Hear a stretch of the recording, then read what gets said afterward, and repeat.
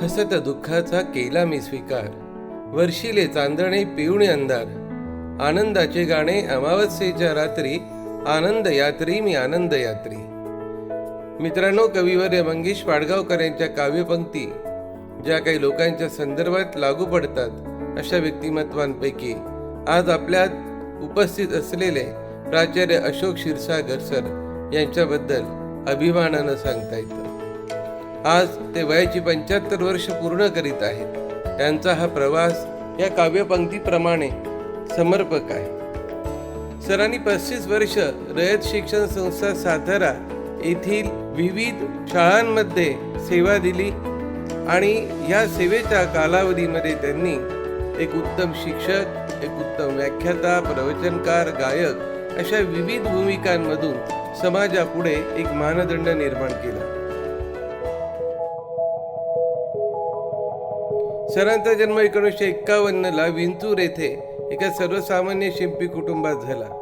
बालपणी वडील गेल्यामुळे परिस्थिती अत्यंत बिकट. 4 बहिणींची लग्न झालेली, परंतु त्यांच्या 4 भावंडांचा जो बोजा होता तो त्यांच्या आईवर पडला आणि आईने अतिशय हिमतीने या सगळ्या संकटांना तोंड दिले.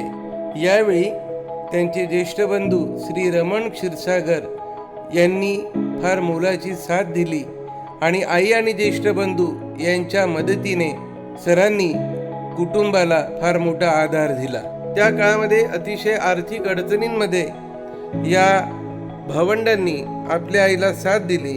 स्वावलंबनाचे धडे आपल्या आईसोबत सरांना मिळाले आणि त्याचा उपयोग त्यांना त्यांच्या वैयक्तिक जीवनातही झाला. 3री पर्यंतचं प्राथमिक शिक्षण विंचूर येथे, तर पुढील 4थी 8वी पर्यंतचे शिक्षण सरांचं त्यांच्या मोठ्या भगिनी इंदुताई डचके यांच्याकडे लासलगाव येथे झाले. आणि या ठिकाणी सरांना आपल्या भगिनीकडून खूप काही शिकायला मिळाले. सरांना आपल्या भगिनीबद्दल नितांत असा आदर होता. इंदुताई सामाजिक, राजकीय, सांस्कृतिक, शैक्षणिक अशा प्रत्येक क्षेत्रामध्ये कार्यरत होत्या. याच काळात सरांना अतिशय आदरणीय असलेले पितृतुल्य DB सोनार सर तसेच शिक्षक आमदार श्री शिवाजीराव पाटील सर यांचा मुख्याध्यापक म्हणून सहवास लाभला आणि सरांवर संस्कार झाले. 1969 साल होतं. 11वी नंतर चांगले मार्क्स पडल्याने त्याकाळी 68% म्हणजे खूप होते. श्रीयुत पाटील सरांनी स्वतःच क्षीरसागर सरांना सायन्सला पाठविण्याचा निर्णय घेतला आणि रयत शिक्षण संस्थेच्या कोपरगाव येथील SSJM महाविद्यालयामध्ये सर दाखल झाले.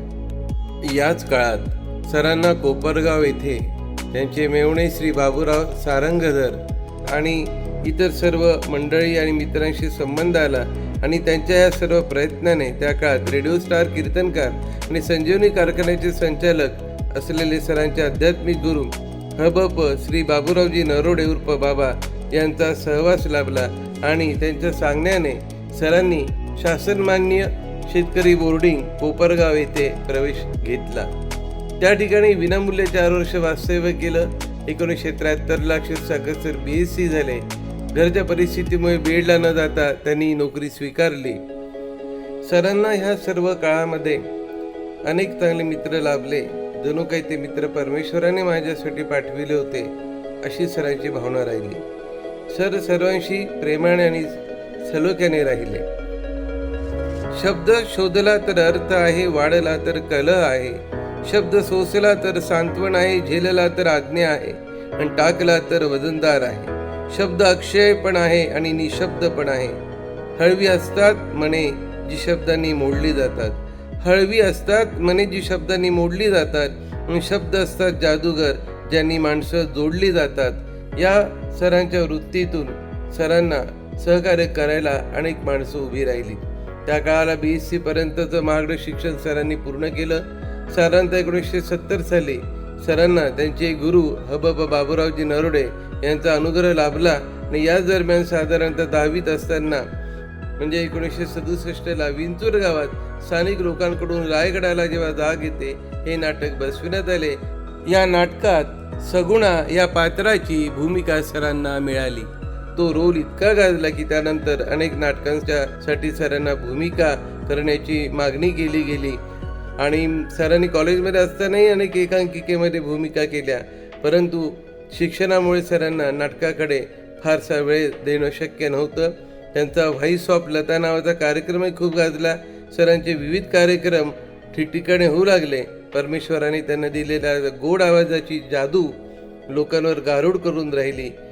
सर प्रत्येक शाखेवर गेल्यावर तेथे राष्ट्रगीत, प्रार्थना, भक्तिगीते, ईशस्तवन, देशभक्तीपर गीते बसून घ्यायचे.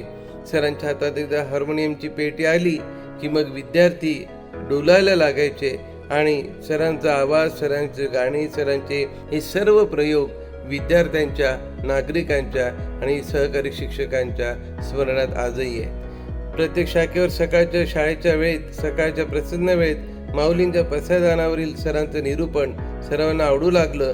ती परंपरा आजही चालू आहे आणि सरांच्या ह्या रंगीत तालमीचा उपयोग त्यांना आजही अनेक आध्यात्मिक प्रवचन कीर्तनांमध्ये होतोय.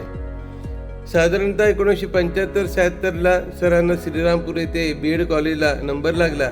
76 सावळीवीर बुद्रुक येथे त्यांची बदली झाली. त्याच वेळेला त्यांचं लग्न मीरा यांच्या बरोबर झालं. मीरा वसंत खांबेकर आता मीरा अशोक क्षीरसागर झाल्या होत्या. त्यांचा गृहस्थाश्रम सुरू झाला आणि 1978ला मुकुंद दादाचा जन्म झाला. तर 1979 साली स्मिता आणि 1983ला अक्षयचा जन्म झाला.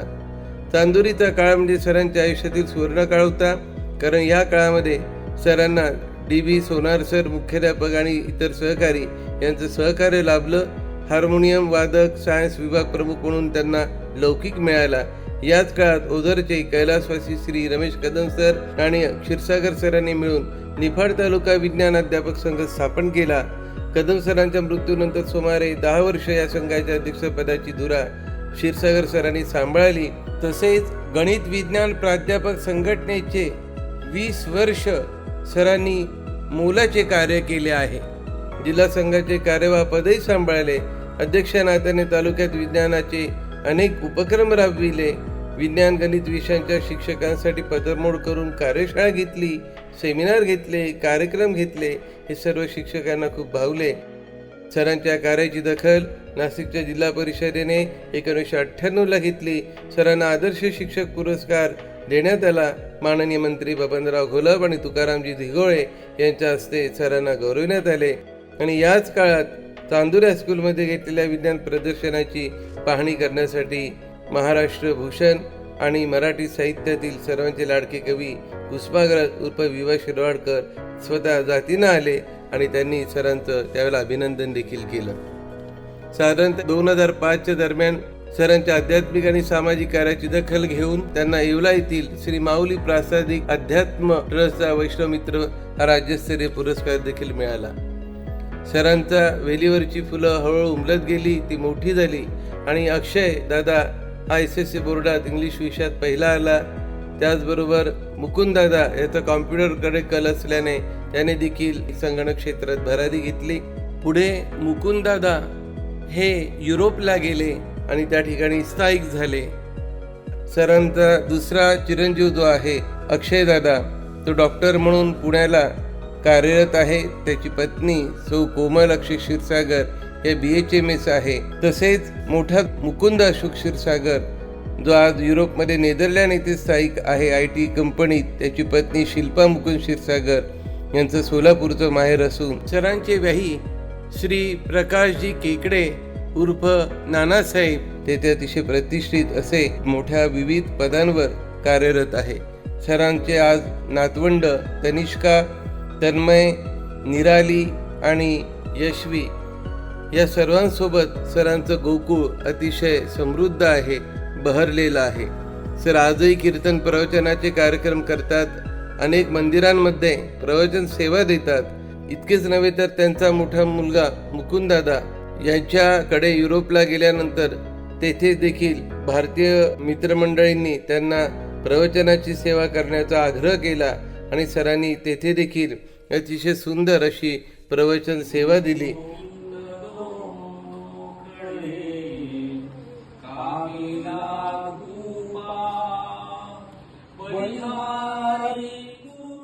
सेवानिवृत्तीनंतर 2010 साली सरांना प्रथमच दीर्घायू ज्येष्ठ नागरिक संघटनेच्या कार्यकारिणीमध्ये सन्मानपूर्वक घेण्यात आले. त्यानंतर सरांनी संघाच्या कार्याला वाहून घेतले आणि या सर्व गोष्टींमुळे सरांनी स्वतःला गुंतवून घेतलेले आहे.